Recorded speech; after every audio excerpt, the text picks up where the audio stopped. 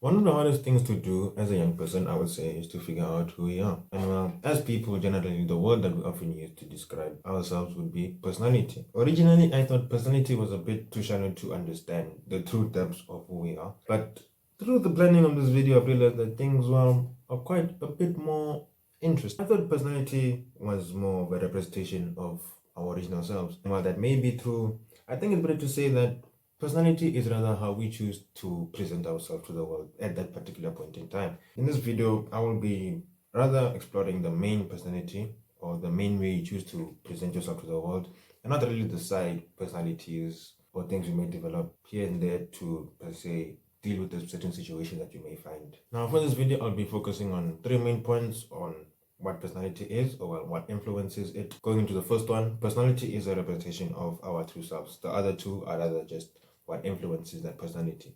Now, personality is a representation of our true selves. What does that actually mean? Now, as people, I think it's fair to say that we are complicated creatures.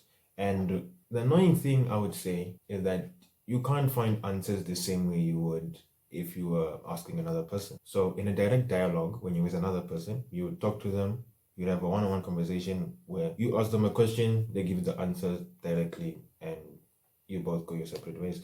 But in this case, it's not like that. In this case, you have to dig out the answers yourself. It's like you're asking an abyss or something that won't return your answer back to you. And then sometimes, if you're lucky, in some random moment where you're doing something else, an experience or situation that happens reveal the answer to us.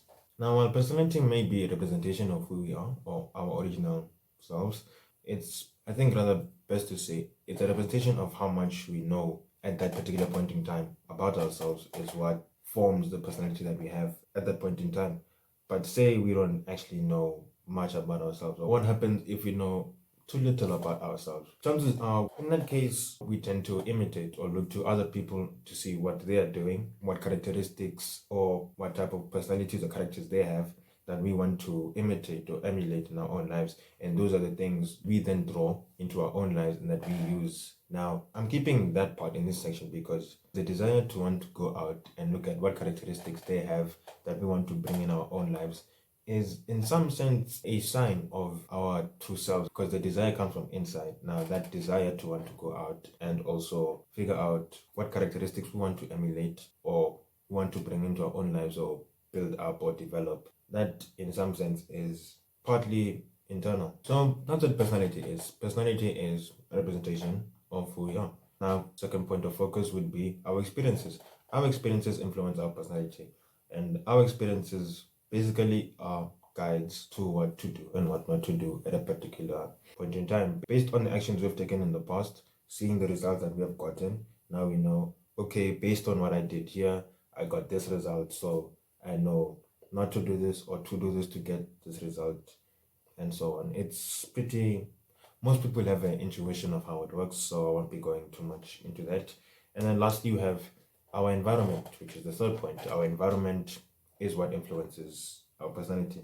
Now, our environment is what I would say the thing that has the highest impact on how accurate a representation our personality is to our original selves.